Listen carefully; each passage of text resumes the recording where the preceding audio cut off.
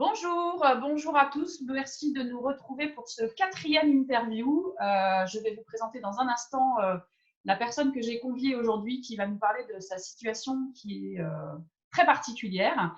Mais je tenais d'abord à me présenter pour ceux qui ne me connaîtraient pas encore. Je suis Aurélie Collet, alchimiste de la joie. Donc effectivement, mon sujet de prédilection est plutôt la joie au travail. Et je continue dans cette joie au travail parce que je reste persuadée que dans le contexte actuel, ça reste important.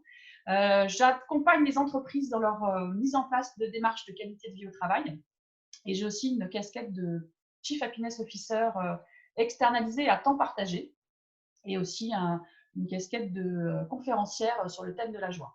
Alors, j'ai décidé de mettre en place pendant cette période un peu particulière que l'on vit, une période inédite, un peu stressante pour tous, individuellement, collectivement, professionnellement, personnellement, de mettre en place des interviews de personnes qui agissent dans leurs entreprises sur la qualité de vie au travail, qu'ils soient dirigeants, responsables qualité de vie au travail, Chief Happiness Officer, DRH, RRH, voilà, peu importe la posture. J'ai aussi interviewé des assistants de direction et de marketing communication.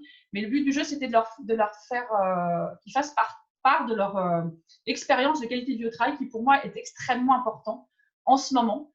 Il est déjà important de manière générale, mais encore plus en ce moment. Alors, certains me diront, bah oui, mais non, ça peut faire partie des sujets de prédilection. Je reste persuadée que dans les conditions actuelles, qu'on soit en télétravail, en chômage partiel, en continuité d'activité, etc., le bien-être, la santé psychologique et physique des collaborateurs est extrêmement importante. La communication, le management est important.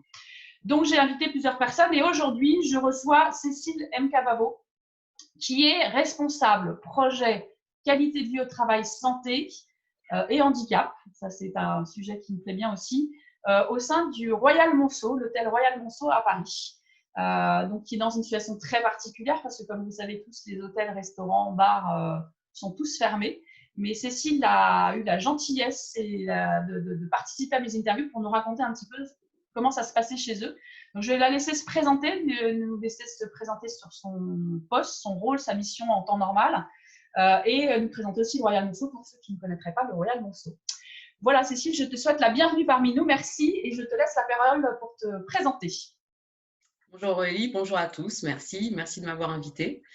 Pendant cette période de confinement un peu particulière pour tous, donc moi je suis Cécile Mkavavo, je travaille à l'hôtel Royal Monceau Raffles Paris, un palace parisien avenue Hoche, avec des suites, des restaurants, un spa, et qui est donc un des palaces parisiens dans la grande catégorie de la chaîne Raffles, et dernièrement qui a été donc repris par le groupe Accor. Je travaille dans cet établissement depuis 38 ans, depuis 1983. Et j'ai réussi à passer, j'étais standardiste à la base et maintenant je suis donc responsable des projets de qualité de vie au travail, santé, handicap. Et ça a été avec beaucoup de patience, beaucoup de temps et puis beaucoup d'attachement à cette entreprise qui m'a permis d'évoluer et qui m'a aussi obligée à me remettre en question et à tout le temps essayer de gravir d'autres échelons à force de travail et de formation. Donc aujourd'hui, notre entreprise est fermée comme toutes les entreprises de la branche, puisque nous, on a appris le 14 mars que tous les hôtels, tous les restaurants devaient se fermer. Donc, on a fermé dans la foulée.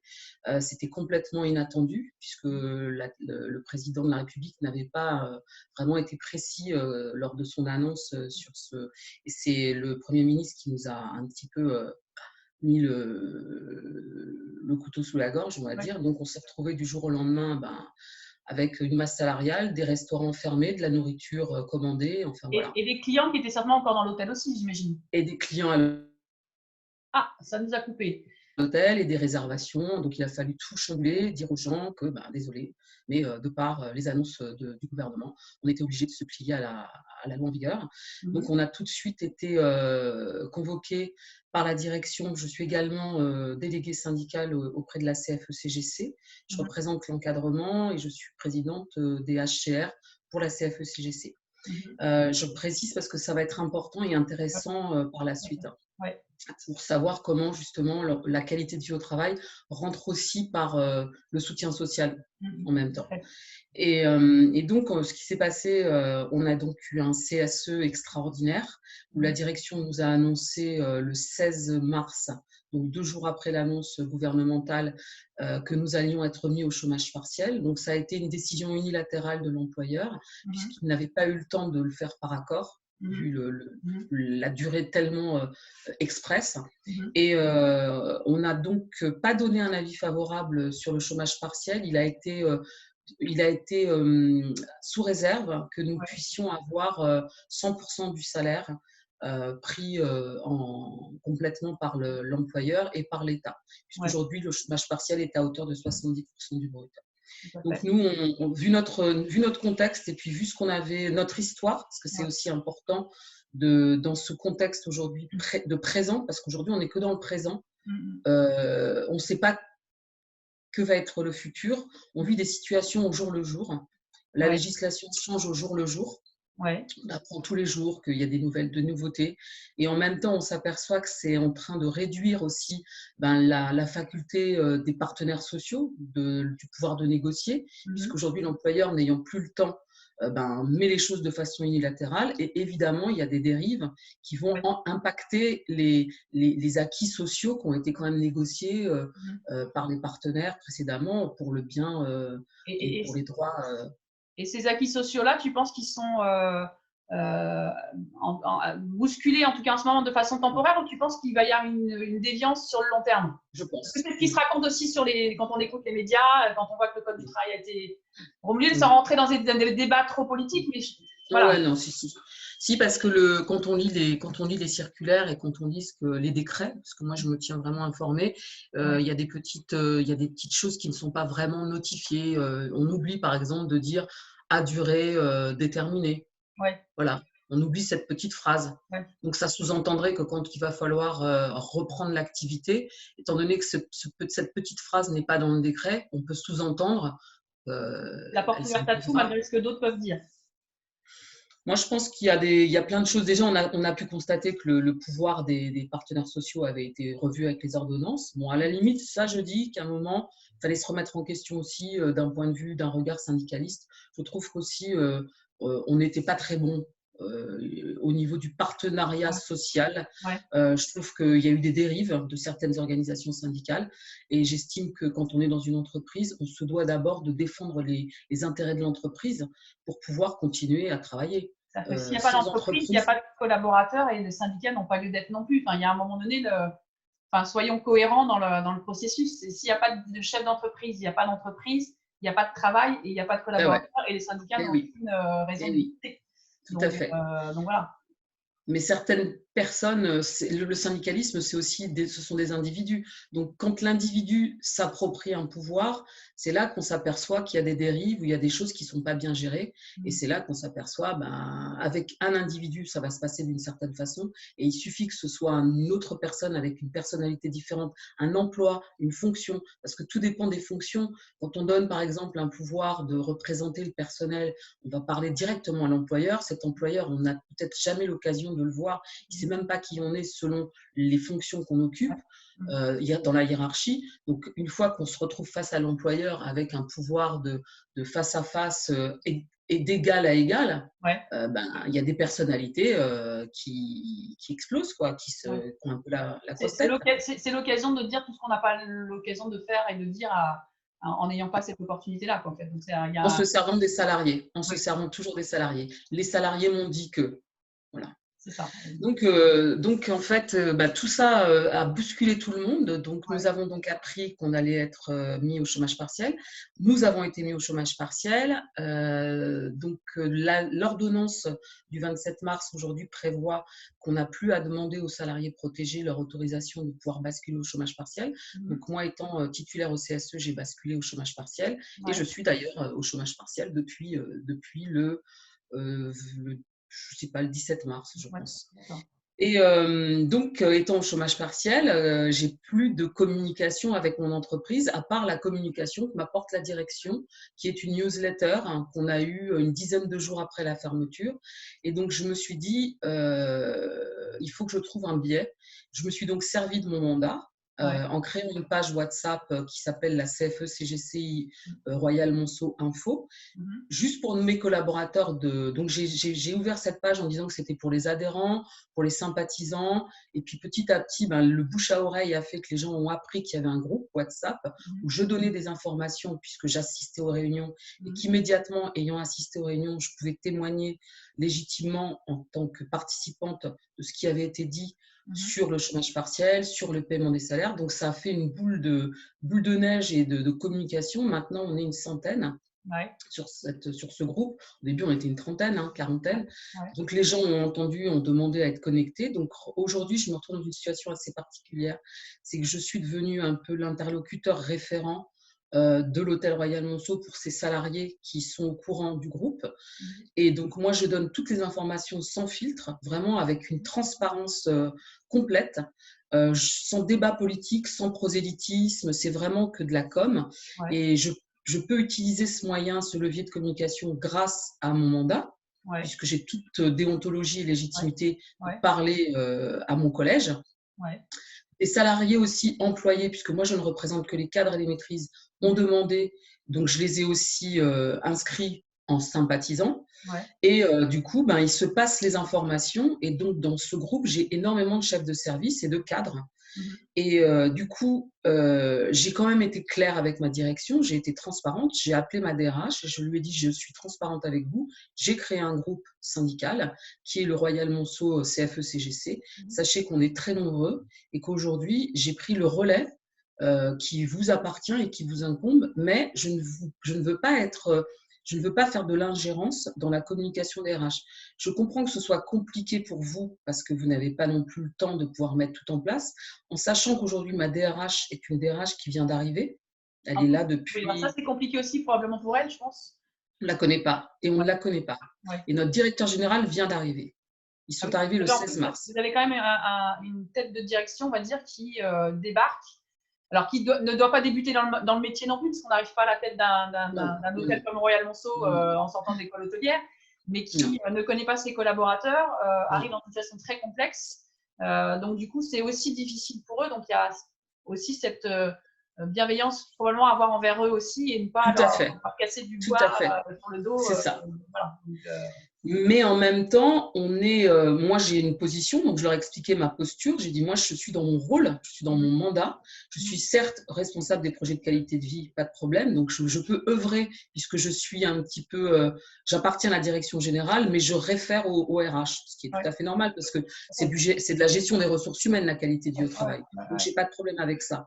Mais aujourd'hui, de par mon rôle et mon mandat, je deviens offensive, puisque je suis en train de me battre pour que les salariés aient 100% de leur salaire, ou au moins plus que les 70%, pour des raisons en fait de notre historique, de notre hôtel, de tout ce qui a été subi par les salariés, du fait qu'on a eu des changements de direction qui ne nous ont pas permis de pouvoir négocier certaines choses. Donc j'estime que dans cet environnement, on pouvait au moins faire un effort en sachant que d'autres hôtels de cette catégorie, eux, sont payés à 100%. Donc voilà, on a un petit peu expliqué à la direction qu'on se sentait un peu lésé de par notre environnement professionnel et ce qu'on avait donc dû subir par la démission du directeur général précédent, démission de la DRH précédente, démission du DAF, démission du directeur d'hébergement, démission du directeur… Enfin, tout ça en l'espace de combien de temps, toutes ces démissions-là, du coup, là Quelques mois, 6 mois. Oui, donc il y a en plus un contexte avant même cette situation de crise inédite qui était déjà compliqué aussi pour les collaborateurs, quels que soient les niveaux et les fonctions en fait. Donc on entraînait plus les gens sur une démotivation, les gens partaient, un turnover, les gens partaient, et puis on s'est retrouvé sans comité exécutif. Donc on a eu un directeur général par intérim, on a eu une DRH par intérim. Donc tout ça, ça n'a pas permis de se familiariser et de s'identifier à ces personnes. Et donc, l'hôtel, on apprend que l'hôtel ferme. Le 16 mars, on fait une réunion CSE extraordinaire et avec des interlocuteurs que nous ne connaissons pas, qui ne nous connaissent pas, qui se positionnent en regardant l'historique et les chiffres et la situation économique de l'entreprise en nous disant « nous vous donnerons juste le légal ». Donc nous, on leur explique « vous ne pouvez pas nous donner le légal parce que vous devez aussi comprendre qui nous sommes et pourquoi ce n'est pas du caprice qu'on est en train de vous faire, c'est juste une espèce de légitimité de ne pas nous laisser toujours les dernières roues du carrosse qui n'avons jamais vraiment trop d'avantages. » avantages, le Royal Monceau est un hôtel qui fonctionne partiellement bien, on va dire, avec un très très fort chiffre d'affaires en restauration, mais pas un super chiffre d'affaires en hôtellerie. Donc ça fausse un petit peu Alors, le chiffre d'affaires en hôtellerie de manière générale en tout temps, ou Ouais. parce que ces derniers mois, enfin, on va dire ces deux, Non, avec c'est les tout le grèves, temps. avec tout ça, c'est ça qui impacte, Non, ou non? C'est de manière tout le temps. générale. Oui, parce qu'on est un produit assez unique, on est un produit assez particulier, on est un produit contemporain et en même temps, on est hyper créatif. Donc, on est un hôtel palace et parisien, comme on le dit, mais ce sont plus les accueils publics de restauration, bar qui fonctionnent bien que les chambres qui sont assez différentes des chambres de palace parisiens habituelles. Donc, peut-être que les gens recherchent plus un protocole un peu plus associé au palace avec l'histoire de Paris, etc. Nous, on casse ce système parce qu'on est vraiment hyper contemporain. C'est Stark qui a fait nos chambres.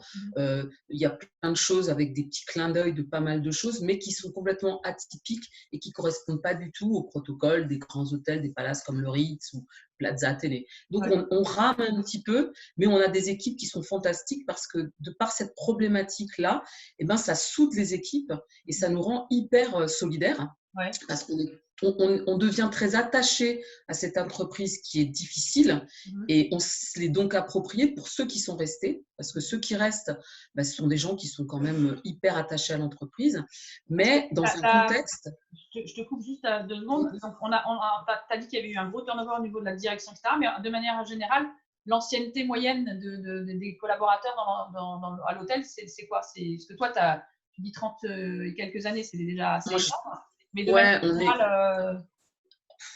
En fait, comme il y a eu cet hôtel, il a plusieurs vies. On a fermé en 2008, on a réouvert en 2010, on a vendu, l'ancien propriétaire a vendu. Donc, on a plein d'histoires de vie dans cet hôtel. Et moi, je suis une de celles qui est restée et qui restera jusqu'à la fin pour voir. Je veux dire, j'ai 55 ans, j'ai encore 7 ans à bosser et je veux voir comment se terminera cette histoire avec cet hôtel. Moi, je suis vraiment intrinsèquement attachée à cette entreprise et c'est peut-être aussi ce qui me donne ma légitimité de référentiel pour les gens parce que c'est toi justement, qui je as le plus suis un la peu… grande histoire, a priori, au sein de l'hôtel. C'est toi qui as Ah le oui, plus de passif et qui peut raconter toute ouais, l'évolution justement des ressources humaines de manière générale de ouais, cet hôtel, en fait. Donc, ouais, ouais. ce qui Alors, est c'est fondateur pour le intéressant. DRH et le dirigeant, enfin le directeur général qui vient d'arriver probablement. Ça peut être intéressant, mais c'est aussi, ça dépend de leur vision, enfin de ce qu'ils veulent faire. Là, le groupe Accor, on s'aperçoit qu'Accor, ce sont des personnes qui sont dans un historique avec, les frères qui avaient monté cette entreprise hôtelière, qui ont commencé sur des petits hôtels de budget comme les Ibis et qui maintenant ont dans leur panel un Royal Monceau et un Savoy. Donc, ça montre avec un homme d'affaires financier, Sébastien Bazin, qui est un très, très bon communicant et qui est très brillant parce qu'il arrive à faire exploser le groupe à travers le CAC 40. Donc, on voit maintenant que Accor, c'est devenu une entreprise incontournable de l'hôtellerie française et maintenant, avec tout ce qui est mis en communication sur le groupe Accor, beaucoup de personnes, beaucoup de jeunes, ont envie de venir travailler dans le groupe Accor parce qu'il y a une dynamique, il y a de la nouveauté, il y a des risques, voilà, il se passe des choses, quoi. Je fais partie de ces anciens jeunes, on va dire, parce que moi, dans un mois, j'ai 47 ans tout pile, mais moi, je fais partie des jeunes qui ont fait un BTS tourisme, etc., une spécialisation en management et marketing touristique, et j'avais fait mon stage de fin d'études chez Accor, à l'hôtellerie de loisirs à l'époque, avec Didier Rouget-Biscaille, qui est toujours dans l'hôtellerie de loisirs, mais plus chez Accor. Et j'avais fait mon stage de 3 mois, j'ai pas pu rester chez eux, mais moi ça avait toujours été mon rêve de rentrer chez Accor. Pour moi c'était la figure emblématique de l'hôtellerie, effectivement. J'ai finalement réussi à rentrer chez Accor en 2005 avec un coup de bol énorme parce qu'effectivement les gens qui étaient au sein d'Accor m'avaient dit tu as du bol parce qu'on recrute rarement à l'extérieur, c'est plutôt de la promotion interne et moi j'étais venue de l'extérieur. J'y suis restée malheureusement que 2 ans et demi par rapport à mon état de santé où je me suis dit je ne peux pas continuer.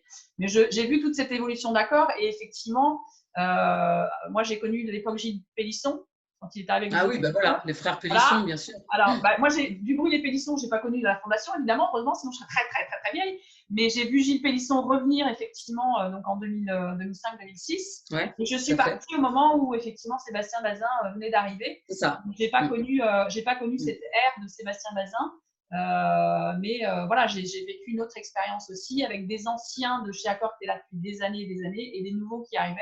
Et avec ce mix qui arrivait et cette volonté de changer l'image de Accor C'est aussi. ça. Avec un gros travail sur les marques. Quand j'ai appris qu'effectivement Raffles rentrait chez Accor, je me suis dit effectivement c'est pas forcément l'ADN pur de Accor Tout à parce fait. qu'on est sur une autre catégorie. Moi j'avais connu Raffles en allant à Singapour en visitant Ouais, tout à fait. de Singapour. Donc voilà, et pour moi Accor le haut de gamme c'était Sofitel et puis ouais, c'est vrai. au moment où je suis partie, il venait de reprendre aussi Lucien Barrière. Il y a des Oui, types de parties chez Lucien oui, Barrière. c'est vrai. Donc, Tout à fait, ouais. voilà, mais c'est vrai que l'hôtellerie chez Accor, c'est en permanence en mouvement, en remise en question, en évolution, etc. Mais avec des marques comme Raffles qui ne sont pas identifiées comme Accor non plus et pas forcément dans des process de com, de management, d'histoire, etc. identiques. Donc voilà, donc c'est des cultures d'entreprise qui sont vraiment différentes. Complètement. Et c'est ça qui fait la différence et qui peut peut-être poser de problème aussi aujourd'hui Complètement. dans une situation comme maintenant. Quoi. Bah oui, parce qu'en fait, nous, on est donc managé par Accor. On a un contrat de gestion avec Accor et on appartient au Qatar, puisque c'est donc les Qataris qui sont propriétaires du Peninsula, du Bouddha Bar et du Royal Monceau, qui sont donc nos propriétaires. Et donc, on est géré par Accor. Donc, on ne bénéficie pas évidemment du même traitement que les hôtels Accor, notamment les Accor Hôtels, puisqu'il y a Accor Invest et il y a Accor Hôtel.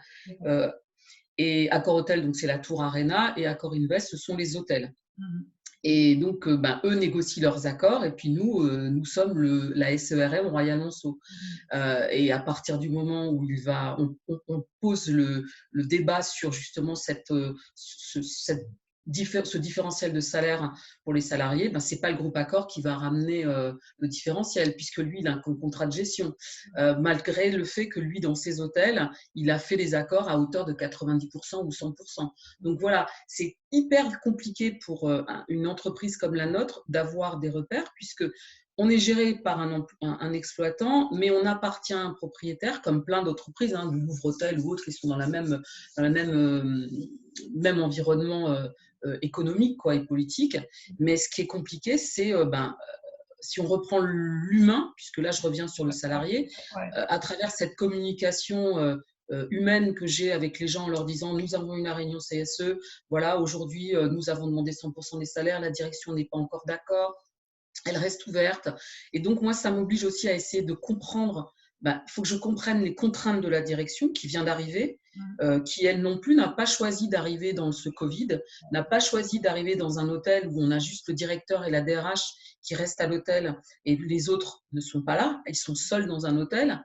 Ils n'ont pas imaginé, c'est une expérience intéressante professionnellement, mais ils n'ont pas imaginé qu'ils arriveraient plein de pêche pour faire des choses avec un hôtel vide, sans salariés, au chômage partiel. C'est violent comme prise de poste. Très. Voilà, ce sont des êtres humains aussi, ce sont des êtres humains et qui aussi. ont certainement aussi des familles, des choses à gérer individuellement, personnellement aussi. Oui. Et c'est pas parce que c'est directeur qu'ils sont coupés de toute leur base comme moi, en fait. Et c'est là que la qualité de vie au travail prend toute son importance, parce que dans la qualité de vie au travail, on dit toujours, dans ces fameux indicateurs de la QVT, on veut remettre l'humain au cœur de l'entreprise. Donc l'humain, c'est également le cadre dirigeant. Je veux dire, ce qui n'est pas humain, c'est la machine. Donc à partir du moment où on a de l'humain, que ce soit, à part un actionnaire qui ne va pas être considéré comme un opérationnel, mais l'actionnaire est complètement déconnecté, détaché. Son but n'est pas d'avoir des questions de RPS ou de liens ou de soutien sociaux avec les salariés. C'est le rôle du directeur. Mais le directeur général, lui, c'est quand même le capitaine de son entreprise. Donc, il est censé porter son entreprise, il est censé porter ses équipes. Et ça doit quand même passer par de l'affect, ça doit quand même passer par pas que du corporate. Il faut quand même une espèce faut donner quelque chose de soi, il faut donner un petit peu de son âme, un petit peu de son émotion, un petit peu de sa compréhension. Il faut quand même garder le côté managérial. Il faut savoir aussi donner des directives, se faire respecter, comprendre. Enfin, c'est énorme le travail d'un manager. Psychologiquement parlant, c'est dirigeant, chef d'entreprise, dans le contexte actuel, au même titre que les collaborateurs aujourd'hui qui vivent des situations complexes, inédites. C'est terrible, oui. Anxiogènes, les dirigeants, les chefs d'entreprise, c'est extrêmement complexe et anxiogène pour eux. Parce qu'en plus, eux, ils portent leur boulot, mais ils emmènent 400 salariés au Royal Monceau, peut-être 40 dans etc. Et ils sont extrêmement sollicités au quotidien pour gérer tout le côté, on va dire, administratif du moment, c'est-à-dire les chômages partiels, les télétravails, le maintien de l'emploi pour ceux qui ont du maintien de l'emploi. Et en même temps, ils doivent essayer de se projeter sur l'après, sachant qu'on n'a pas de deadline de fin, de confinement ni quoi que ce soit. Alors, ça va au 4 mai, au 18 mai. Là, on parle le 30 juin si on écoute Emmanuel Faber. Voilà. Et tu te dis comment on peut demander à un chef d'entreprise, un dirigeant, mais au même titre pour le gouvernement, je dirais que on peut critiquer le gouvernement, il y a des choses, il y aura certainement des additions à faire à la fin de cette histoire-là, mais ça reste des humains sur des crises que personne n'a jamais expérimentées. Donc, celui qui dit « moi, j'aurais fait ceci, ça aurait été mieux de faire cela », je lui dis « non, stop ». Il y a un moment donné, on est des humains, on a des émotions, on a des familles, on a des contraintes tous les uns et les autres, et on vit avec ce que l'on est au moment où on le vit, et avec les moyens qu'on a. Et le dirigeant chef d'entreprise, il n'est pas plus fort que tout le monde, en fait. Tout à fait. Ça reste un humain. Complètement. Donc, et là, ça peut se jouer justement à travers le premier discours qu'aura ce directeur général, s'il a vraiment un discours honnête, un discours de cœur, on va dire. Parce qu'aujourd'hui, on a besoin de remettre l'humain au cœur du système de par notre façon de travailler, notre organisation, notre société capitalistique, etc. On a compris qu'aujourd'hui, il fallait remettre l'humain. OK, ça, c'est une chose. Mais aujourd'hui, dans ce contexte de maladie, de décès, de gens malades, on a encore plus besoin de reprendre contact avec l'humain. Donc, le petit mail pour dire « j'espère que vous allez bien », ça ne suffit pas. Maintenant, quand on est chef de service, il faut téléphoner, il faut prendre son téléphone, il faut appeler tous les mecs de son équipe, une fois par mois peut-être, et peut-être déléguer avec son adjoint, mais dire bonjour, ne pas parler du travail, dire comment va la famille, comment allez-vous, alors je voulais juste prendre de vos nouvelles, ça dure 3 minutes, mais il faut ça absolument. Et il faut ça, alors qu'on ne le fait plus depuis très longtemps, puisqu'on a tout dématérialisé à travers le virtuel et à travers des mails. Voilà, des emails qu'on envoie à 400 personnes. Alors, ce qui est intéressant, c'est que moi, j'ai interviewé donc déjà trois personnes différentes. Et alors, après, ça dépend des profils et des équipes et de la moyenne d'âge, etc. Mais moi, j'ai une entreprise qui, pour créer du lien et maintenir la motivation, l'engagement, était plutôt axée sur l'organisation d'ateliers à distance, de gym, de sport, de machin, etc. C'est ce dont avaient besoin les collaborateurs. Donc, il n'y a aucun jugement à avoir là-dessus. Et puis, avant-hier, j'ai interviewé une autre personne qui, les 300 collaborateurs qui sont, elle sait qu'il y a des familles monoparentales, qu'il y a des difficultés chez certains, etc. Et la demande des collaborateurs a été plutôt de mettre des entretiens aussi, alors évidemment avec les managers, le lien du manager est toujours là, mais des entretiens avec des psychologues et des assistantes sociales ou des choses comme ça à distance pour pouvoir apporter ce service. Parce qu'effectivement, le dirigeant peut appeler et prendre des nouvelles, mais il ne pourra pas solutionner tous les problèmes non plus. Tout à fait. De pouvoir avoir mis cette solution-là aussi en termes de qualité de vie au travail pour aider les gens dans ce contexte, parce qu'effectivement, le stress, il est là pour tout le monde à différents niveaux et que tout le monde n'est pas en capacité de gérer tout ça, de gérer son émotionnel. Complètement. Et voilà. Et c'est vrai que je pense que le dirigeant a ce rôle-là. Les dirigeants et les chefs d'entreprise, les managers, disent oui, on voit bien que l'humain est important, on est en train de remettre du lien avec le virtuel, etc. et que c'est hyper important. Croisons les doigts pour que ça ne soit pas juste des mots et que ce soit effectivement suivi d'actes probants, de présence et qu'on soit dans l'authenticité et qu'on arrête d'avoir peur de ces émotions en fait. Qu'elles soient bonnes. Ah oui, je suis d'accord, complètement. Voilà. Donc, et là, on est sur de l'intelligence émotionnelle complètement. à 150%. Quoi. Donc, complètement. Voilà. Maintenant, c'est où le dirigeant va pouvoir peut-être avoir gain de cause, c'est s'il arrive à fédérer ses équipes. Donc aujourd'hui, moi, mon dirigeant, il a un problème, c'est qu'il a des partenaires sociaux qui aujourd'hui lui demandent des choses qu'il ne peut pas donner, parce qu'il nous a donc expliqué, et il a été très correct et très honnête là-dessus. Il nous a dit, moi aujourd'hui, je ne sais pas quand est-ce qu'on va réouvrir, je ne sais pas combien de temps ça va durer. Moi, mon but aujourd'hui, c'est le maintien en emploi et c'est de pouvoir continuer à vous verser vos salaires pendant toute la durée de ce chômage partiel et surtout demain réouvrir, parce que demain, ça sera encore plus compliqué. La situation économique, elle ne va pas se récupérer comme ça. Il va falloir demander aux gens encore plus d'efforts, on va dire, et de polyvalence et de flexibilité pour ces nouvelles réouvertures. Mais c'est comme si on réouvrait carrément l'hôtellerie, quoi. Oui, et Il va puis falloir c'est changer. peut-être pas rouvrir d'un claquement de doigts. Il y a une mise Ah non, en route de ah non. l'hôtel, Ah oui, un ah ménage des oui, chambres, des espaces, etc. c'est sûr. Des commandes de matières premières pour les restaurants, Ça, les c'est bars, sûr. etc. C'est pas Ah non, c'est pas c'est un gros le paquebot, confinement se hein. termine le 17 mai, on rouvre le 18. Ah Le non, confinement se termine le 17 et vous allez rouvrir peut-être le tout 20 à ou le fait. 25 mai, quoi. Donc voilà, donc C'est un gros paquebot et c'est intéressant parce que dans ces moments-là, c'est vrai qu'on tout le monde joue le jeu et on sera heureux de se retrouver dans tous les cas. ouais, Ce qui est ouais. intéressant dans ce confinement, c'est que les vieilles haines vont s'oublier. Moi, je vois par exemple avec les partenaires sociaux, on a une organisation syndicale avec laquelle on n'avait pas trop d'affinité, ça se passait pas très bien. Eh ben, on est aujourd'hui sur une position commune et on est tous du même avis. Donc, ça fait quelque part que ça nous a regroupés. On s'entendra peut-être pas non plus, on n'a pas la même idéologie, mais en attendant, humainement, sans passer par les organisations politiques syndicales, humainement, avec notre libre arbitre, on s'est regroupés. Et ça, c'est super intéressant. Et ça, c'est vraiment de la qualité. Enfin, ça rentre dans les indicateurs de la qualité de vie au travail, notamment l'intelligence émotionnelle. Voilà. Et puis c'est un C'est-à-dire dialogue qu'on a. social qui est plus constructif que quand Voilà. C'est ça. par principe on s'affronte parce que on n'a Voilà. forcément pas la même étiquette et C'est que par ça. principe il faut s'affronter. Là, tout C'est le monde, ça. effectivement, tu as utilisé le mot paquebot, tout le monde est dans le même paquebot et tout le monde Tout doit à fait. avancer d'une manière ou d'une autre. C'est ça. Et que si demain tout le monde veut garder son emploi, son salaire, il faudra bien que tout le monde monte et avance dans le même sens. C'est-à-dire Et fasse des qu'effectivement, sacrifices. voilà. Et Et fasse des sacrifices. la querelle pourra peut-être éventuellement revenir après si tant est qu'elle doit revenir. Mm. Mais ce sera pas l'urgence. Non. Et savoir qu'on va être privé de certains acquis. Parce qu'il est évident qu'on ne va pas pouvoir repartir comme on était avant. Donc, on a perdu beaucoup de choses pendant ce confinement. Et on va perdre des choses quand on va revenir travailler. C'est-à-dire on va devoir lâcher du lest.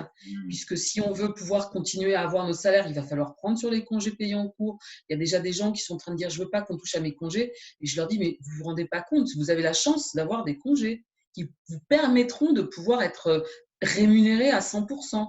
Donc, attention, que les directions veuillent prendre les congés avant les 6 mois, je ne suis pas trop d'accord parce que c'est nos petites réserves, on n'a que ça. Après, par contre, s'il faut les prendre, bien sûr qu'il faut les prendre. Je veux dire, les gens ne vont pas commencer à faire la fine bouche. Là, j'entendais des gens qui partent en vacances parce que c'est les vacances scolaires. Ah ouais, on arrive à des stades où tu te dis, bah non, ça va pas être. Comment on peut penser comme ça? Non, mais on est bien d'accord, là, c'est des vacances scolaires. Mais au même titre que dans l'autre sens, tu as effectivement Blanquer qui dit qu'il va mettre des soutiens scolaires Ouais, pour mais vacances, etc. Donc, tout est en train de prendre des proportions dans des trucs. Et après, je comprends aussi que le confinement soit compliqué pour les gens quand on n'a pas l'habitude, quand voilà, du jour au lendemain, on se retrouve dans 65 mètres c'est sûr, carrés avec 3 gamins, le chien, le chat, son chéri. c'est sûr. Je comprends que ça soit compliqué et tout le monde n'a pas effectivement le confort de la résidence en bord de mer avec le jardin, C'est etc. sûr. Bon, voilà, donc qu'ils aient C'est envie de sûr. partir, je le conçois. Maintenant, si on veut que ça se termine le plus vite possible, il y a un moment donné, il faut être assez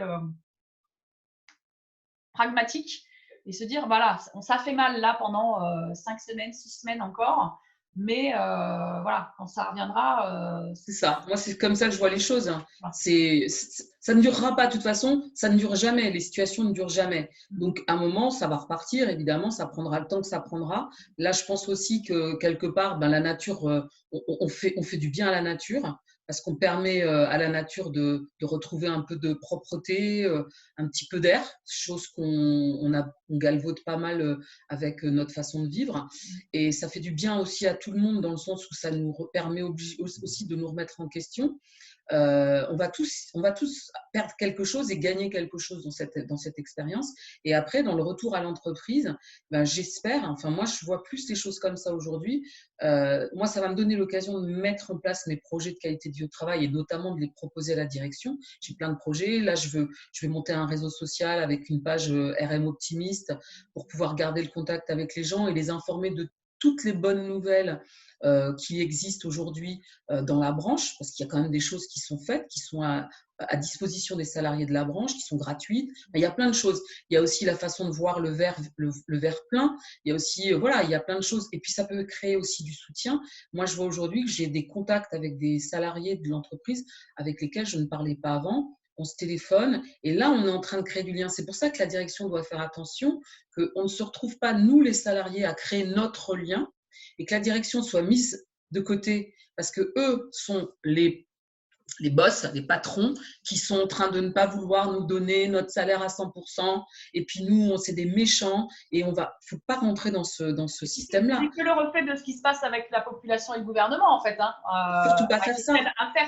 Mais c'est ce qui est en train de se passer. C'est-à-dire que oui, ils nous ont confinés et ils pensent que ça coupe les liens aussi. Et en fait, pas du tout parce que moi, je le vois. J'ai fait un truc tout bête, un petit exemple.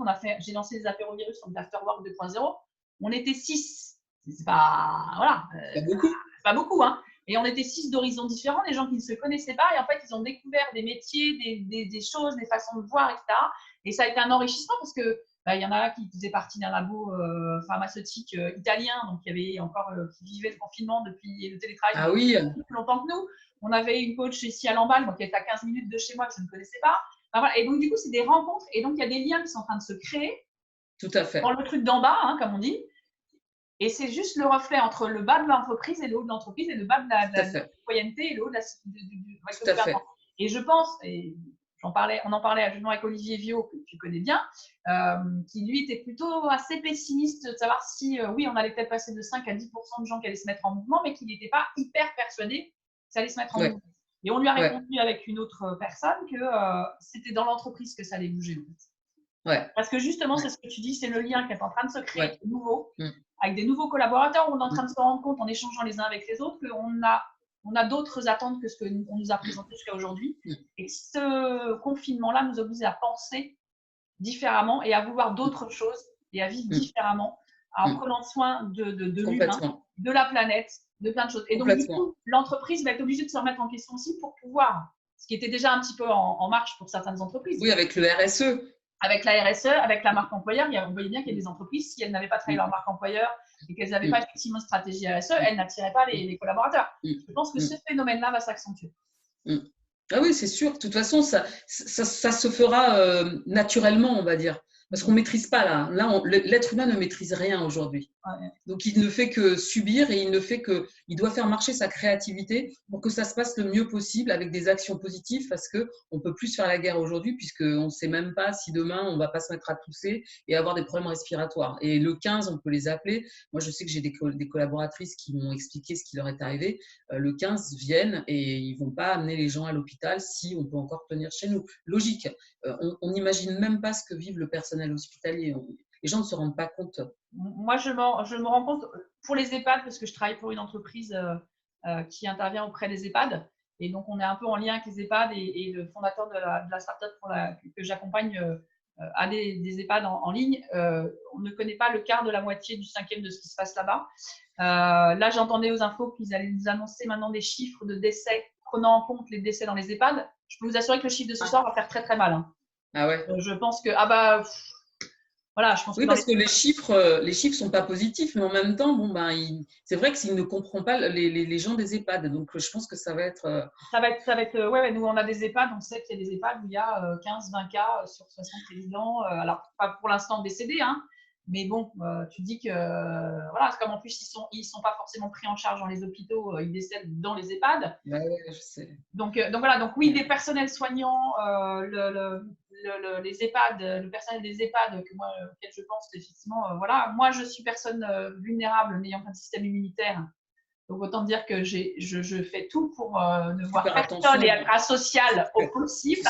C'est sûr. Donc voilà, c'est sûr. Je me dis voilà, c'est aussi de mon devoir de préserver les autres, mais de préserver les soignants aussi en disant voilà, Oui, voilà. la catastrophe de la journée pour quelqu'un et j'ai pas envie. Mais voilà, il y a cette fédération. Moi, je vois aussi avec les caissières qu'on peut croiser, tous les gestes qui sont en train de se mettre en place auprès des soignants, auprès des éboueurs. Il y a des gens qui mettent des mots sur les poubelles en disant merci, vous occupez de nos poubelles dans ce contexte actuel. Enfin, il y a une générosité et une bienveillance qui est en train de se mettre en place. Effectivement, il faut qu'elle perdure après. Ouais. Oui, bah après, on sera heureux de se retrouver, ça c'est sûr. Ouais. On sera heureux de retourner manger au resto, on sera heureux d'inviter des gens à manger, ça c'est sûr parce qu'on va toujours bouffer. D'ailleurs, on mange un peu trop en ce moment. Il faut faire du sport aussi, Cécile. Dramatique. Oh là là, ça va être terrible, hein, la reprise. Hein. Mais je rentre pas dans. Mais je faisais du 40, bah non, 44 là. Ah oui, d'accord. Okay. Ouais. Non, alors moi, je fais attention parce que justement, toi, je sais que ça fait partie. Je m'en souviens. Tu manges pas le gluten et pas le lait, donc si tu veux, voilà. Je m'en souviens. Voilà, donc, non, mais du coup, c'est parce que je sais aussi ce qui est bon pour le système immunitaire. Donc, typiquement, je suis très fruits et légumes. Bon, je m'autorise des petits plaisirs, hein. Je l'avoue dans cette vidéo, ma sœur est venue me livrer des andouilles et du saucisson chorizo fait maison par la charcuterie du village du coin. Là. Donc voilà, ou du poisson fumé, parce qu'on a un gars qui fait du poisson fumé. C'est du local, donc je me dis, je contribue au commerce local. Presque rien. Mais bon, voilà, mais c'est des petits plaisirs. Je ne bouffe pas ça toute la journée non plus. Donc voilà. Après, je dis, on calme les apéros aussi virtuels parce que l'alcool, c'est sympa, mais c'est pas gérable non plus.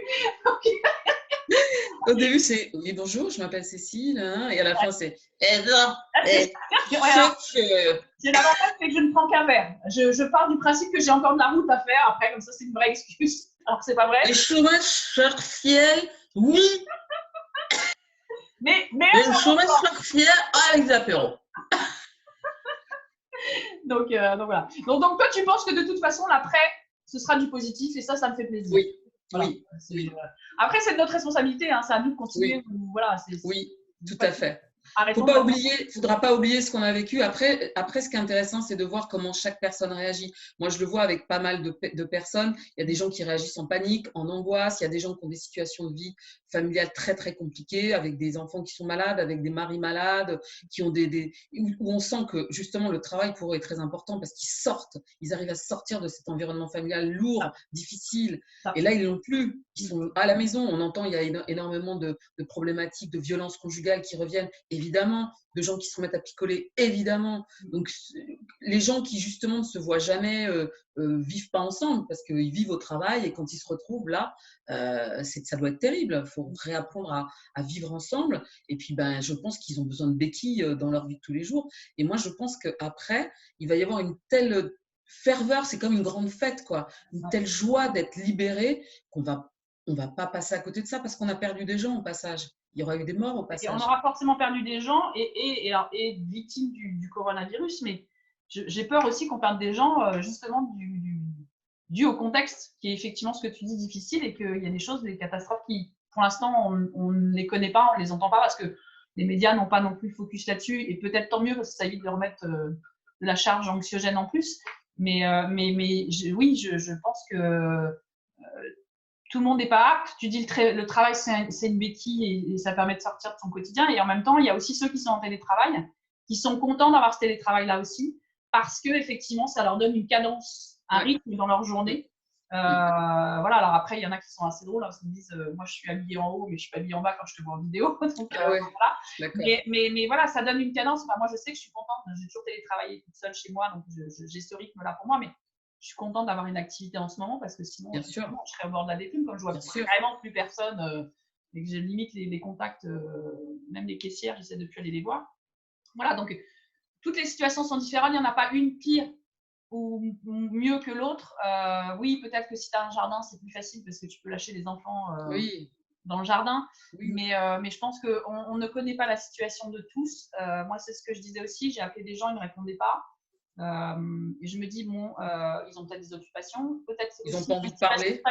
Non, puis ils ont peut-être une situation familiale qui est tombée à ce moment-là parce qu'il y a un grand-père ou une grand-mère qui est décédé. Enfin, tu vois, tu sais pas ce qui se passe du coup chez les uns et chez les autres. Donc, le on sait pas. jugement est à abandonner en ce moment. Alors, voilà. Puis on est très moody. Je veux dire, un jour on se réveille, on est de bonne humeur, ça va. Et puis le lendemain, moi je l'ai vu avec mon mari, bah, il y a des jours on fait pas la gueule, mais on est là, on est un peu amorphe. Et puis je sais pas, il fait un peu beau, il y a un peu de soleil, et ben ça va mieux. Enfin, on est tous les jours, on n'est pas d'une humeur égale aussi. Alors des fois, moi j'ai pas du tout envie de parler avec des gens. Puis tout d'un coup, il y a des gens qui vous envoient des messages pour savoir qu'on n'a plus entendu parler depuis je sais pas combien de temps.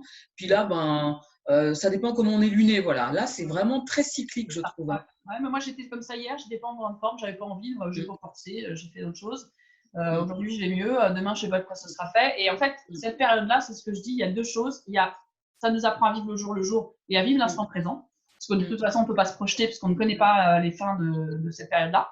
Donc, je pense qu'il y a beaucoup de gens qui apprennent à vivre l'instant présent. Et la deuxième chose, c'est qu'effectivement, on n'a pas de date de fin, donc il y a un teasing sur cette série réalité, on va dire, hein, qui est juste impressionnante. Et où effectivement, bah, comme on a un teasing, voilà, ça sert à rien de faire des projections parce que on n'a pas les clés. Et personne n'a les clés. C'est-à-dire que même un gouvernement avec un comité scientifique, etc., essaye d'avoir des tendances, mais ils n'en ont aucun. Ils ne savent pas et on ne peut pas leur demander d'avoir la parole d'évangile. Personne ne l'a, en fait. Personne. Donc, c'est du lâcher-prise. Ouais. Et c'est de l'instant présent. Et c'est d'accepter d'être face à soi-même aussi, ce qui effectivement n'est pas toujours le cas parce qu'on a tendance à la télé, les réseaux sociaux, le boulot, voilà. Et voilà. Et là, du coup, c'est qui je suis, je me retrouve face à moi et on apprend de soi. Alors, ce que je disais, c'est un voyage intérieur. C'est un voyage intérieur parce qu'on découvre qu'on était dans une zone de confort, on est en train de nous bouger cette zone de confort. Et que finalement, on se découvre des nouvelles capacités, on a des ressources, talents, et qu'on a des ressources, et qu'on est en train de repousser cette soi-disant zone limite qu'on avait. Et c'est là où on apprend du coup à se connaître, parce qu'on se rend compte qu'on est capable de faire d'autres choses différemment. Et là, les gens sont en train de se rendre compte que le lien avec les autres est hyper important, qu'ils peuvent le faire autrement, qu'ils sont en train de créer autre chose. Et c'est là où ils se découvrent, en fait. Et c'est là qu'ils savourent ces moments-là, en fait. Enfin, en tout cas, moi, c'est comme ça que je pense. Voilà. Je suis tout à fait d'accord. La solidarité par rapport à ça va être phénoménale. Donc, même s'il y aura des situations post-traumatiques pour certains, je pense. Ouais. C'est sûr. Voilà. C'est sûr. Il faudrait être en capacité de gérer ça aussi derrière. C'est sûr. Mais tu vois ce que tu disais, moi je trouve très intéressant. Enfin, moi, c'est un petit peu sur cette voie que j'aurais aimé aller. Maintenant, après, c'est des contraintes budgétaires. Mais moi, j'aurais vraiment aimé aller sur de l'assistance sociale. Donc, nous, on a nos services santé qui prennent le relais. Mais évidemment, on a une assistante sociale pour je ne sais pas combien d'établissements. Donc, on ne peut pas avoir accès. Mais moi, j'aurais trouvé vraiment là, aujourd'hui, hyper intéressant de mettre une assistante sociale avec une permanence pour les salariés. Parce qu'aujourd'hui, il faut amener du soutien et on n'est pas habilité. Enfin, moi, je ne suis pas, j'ai pas la légitimité, je ne suis pas formée pour être assistante sociale. Et puis, je dois aussi protéger mon mental, mon moral, ma disponibilité, parce qu'au bout d'un moment, bon, j'ai une bonne capacité d'encaissement pour écouter les problèmes des gens, les gens qui pleurent, tout ça, ça va. Mais à un moment, si tous les jours, je mange que ça, voilà, le long terme, c'est pas gérable. C'est pas possible. Et puis, si je veux mettre en avant de la qualité de vie au travail, je ne peux pas vendre de la qualité de vie au travail si je n'y trouve pas moi-même un sens dans les échanges que j'ai avec les gens. Et puis, voilà. Toi-même la qualité de vie au travail. C'est pas possible. Bah, bien sûr, évidemment. Et c'est ce qui permet de garder l'enthousiasme. Et puis, il ne faut pas oublier non plus l'historique, le passé, parce que les personnes du passé qui ont eu cette pêche de vouloir entreprendre, de faire des choses, ces personnes sont toujours les mêmes. 10 ans plus tard, ces personnes, si l'hôtel est fermé pendant je ne sais pas combien de mois, je ne sais pas ce que ça va donner, mais quand on va réouvrir, les personnes qui vont dire on va changer la marque, on va faire une nouvelle dynamique, elles vont un petit peu tourner une page, comme si elles tournaient une page en disant le passé, c'est le passé, et ce qui compte, c'est le présent, et c'est le présent qui construira l'avenir. Là, il y a une espèce de proverbe là, qui dit ça. Et moi, je dis que les personnes du passé ont eu cette énergie, donc il faut leur garder, il faut la garder cette énergie avec ces personnes qui vont revenir. Elles ont encore cette énergie, elles ne sont pas has-been parce qu'elles s'accrochent à avant, c'était comme ça. Peut-être que le avant, c'était comme ça, c'est le moteur qui leur permettra de s'adapter au maintenant. Donc, il y a plein de choses à revoir. Le passé est la fondation du présent et du futur. Et le futur se crée au présent sur la base du passé. Donc, donc voilà, donc il y a un moment donné, effectivement, on peut pas enlever ces espaces-temps-là non plus et qui font partie des ADN et des choses comme ça. Ben oui, voilà. Ben oui. On ne peut pas d'un claquement de doigts tout oublier, tout passer. Enfin, on ne pourra pas gommer tout ce qui s'est passé là. Mais non. On ne peut pas gommer ce qui s'est passé avant. Et il faut faire avec tout ça, en fait. Donc, tout à fait. Voilà. Mais c'est intéressant. Hein. Enfin, moi, là, aujourd'hui, je trouve que, enfin, je me dis, c'est une espèce de chance aujourd'hui. Je suis assez contente de vivre ça d'un point de vue professionnel et personnel, dans le parcours et dans le parcours que j'ai eu, moi, de ma vie professionnelle et personnelle, parce que je me dis que demain, on va être de nouvelles personnes et on va devoir avoir de nouvelles relations et on va devoir penser différemment, être bienveillant. Et c'était tout la problématique de la qualité de vie au travail, c'était toute la problématique de dire qu'on met des baby-foot et on fait du yoga, voilà, cette fameuse adage-là qui énerve un peu les professionnels de la branche et du métier.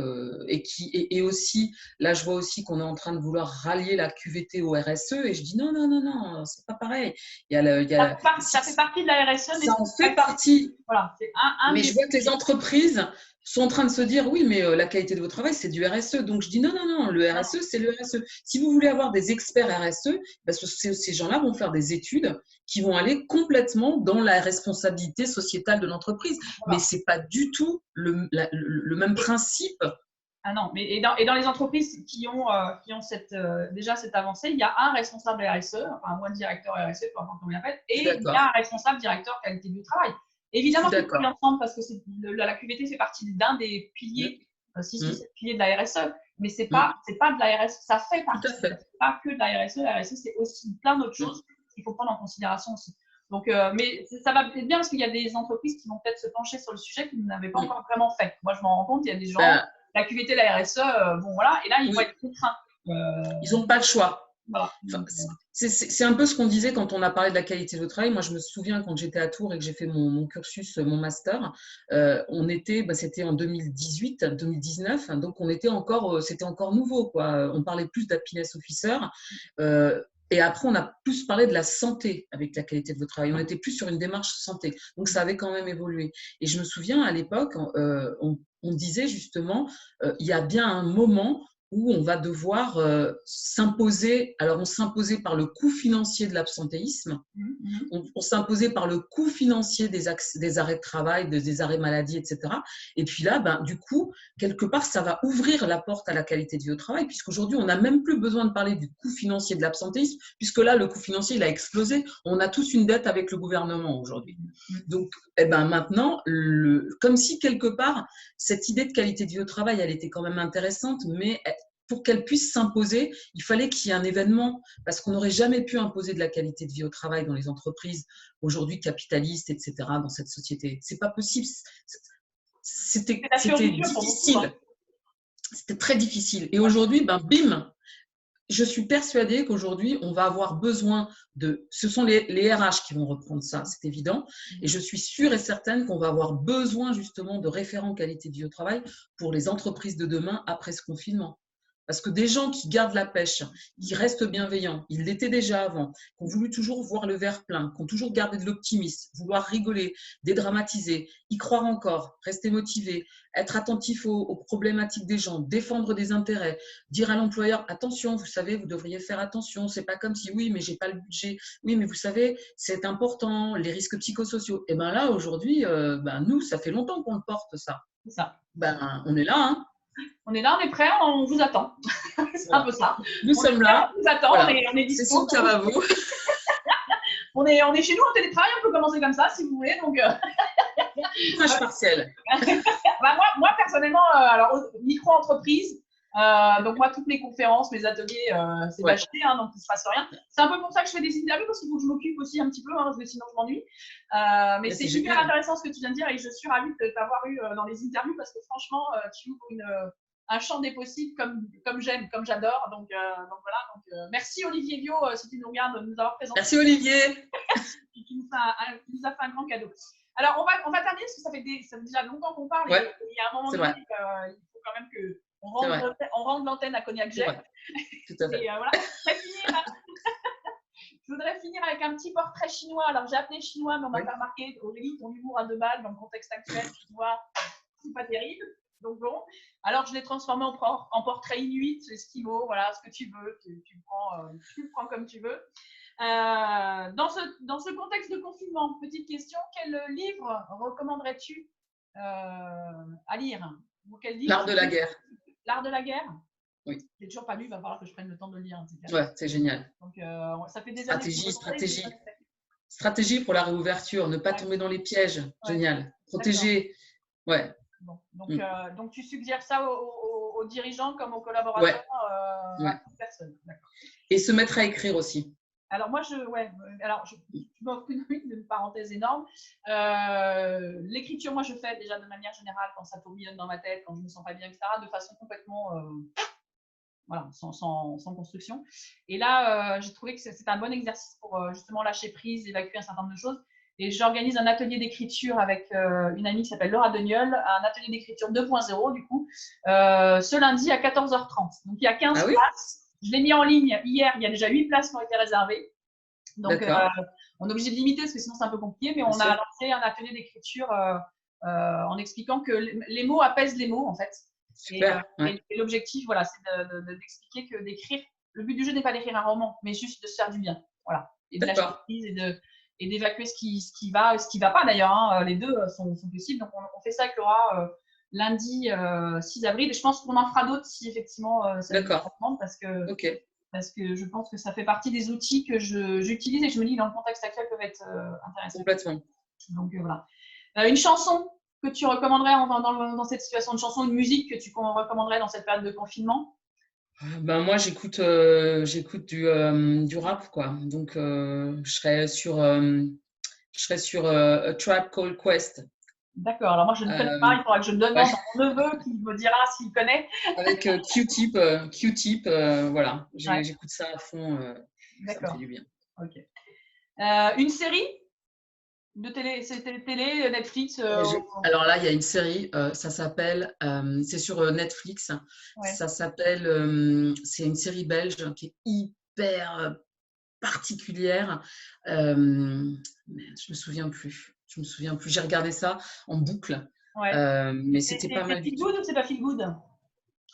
Ben, c'est un peu gore quand même. Ah ouais. Moi, je suis moins public du corps. Non, c'est pas Candy. Hein. Ouais, non, bah, je regarde pas Candy non plus, mais quoi qu'en ce moment, je pense que je serais cap. Mais... Non, mais disons que ça vide la tête, on va dire. Parce qu'il y a une intrigue policière, mais bon, je me rappelle même plus du titre. Mais j'ai regardé pas mal Netflix ces derniers temps pour essayer de trouver des trucs. Et c'est vrai que je me suis laissée embarquer au début. Ça, c'était au début. Puis maintenant, j'arrête un peu parce que bah, on épuise un petit peu toute la zone de confort au bout d'un moment. C'est sûr, hein, c'est clair. Un film? Est-ce que tu as un film à recommander? Ben ouais, Out of Africa. Ah bah, puis là, on est dans les grands espaces, tout ça, c'est nickel. Ça. Puis c'est tellement beau, effectivement. Il me semble qu'il passait sur Netflix à une époque. Je ne sais pas s'il est toujours, mais il me semble qu'il était sur Netflix. Donc, voilà. Et alors, avec qui vis-tu en confinement chez toi? Alors, je viens dans l'appartement. On est mon mari, moi et nos 2 chats. Et t'as pas un autre personnage avec toi? Attends, excuse-moi. Christina? Moi aussi, je veux venir. Attends, putain. Excuse-moi. Hein. Ouais, vas-y, je t'en prie. Maman, elle fait l'interview. C'est ton... Bon, alors voilà. Ah bah voilà. Je vous présente Kawit, le meilleur ami de Cécile. Je suis Kawit. Aurélie, parce que nous, on a fait la fête ensemble. Ouais, tout à fait, on a fait la fête ensemble et il y a des photos à la pluie. Alors, est-ce que tu es sage en confinement? Le confinement. Et là, ma maman, elle m'a appris à faire des masques avec du sopalin. Ah, super.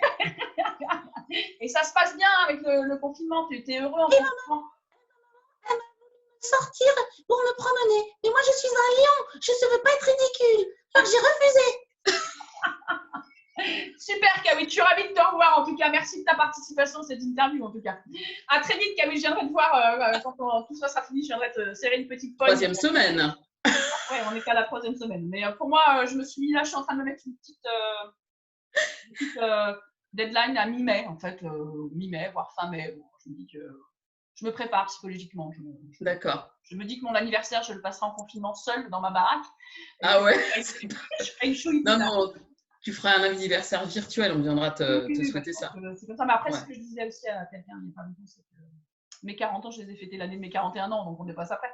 Ah ouais, c'est sûr. Donc voilà. Bon, bah écoute, Cécile, je te remercie infiniment Merci pour cette beaucoup. conversation Ouais. hyper intéressante avec un point de vue qui était encore différent des autres personnes que j'ai interviewées. Ça a été un vrai moment. C'est plein d'optimisme en plus pour moi, donc enfin, j'espère que ce sera pour les autres aussi. Je pense qu'on a dépassé les 40 ou 45 minutes que j'avais jusqu'à maintenant en record, mais voilà, c'est des sujets qui sont tellement passionnants et en plus, Ouais, c'est sûr. dans le cadre du Royal Monceau, c'était encore différent. Donc voilà. Donc un grand merci pour ta participation. Merci beaucoup. À Merci très beaucoup. vite. J'aimerais boire un café au Royal Monceau quand tout ça Bah, avec plaisir. hein, Ouais. et, on se fera un Ouais. déjeuner, quelque chose. Voilà. Ouais. Peut-être que je viendrai plus à Paris maintenant. Je sais pas. Ouais, bah viens, viens. Mais en tout cas, on arrivera à se voir. Merci à toi. Ok, Un grand merci. ça marche. Merci à tout le monde Merci pour beaucoup. votre écoute et à très bientôt pour la prochaine interview. D'accord. Ça marche. À bientôt, Cécile.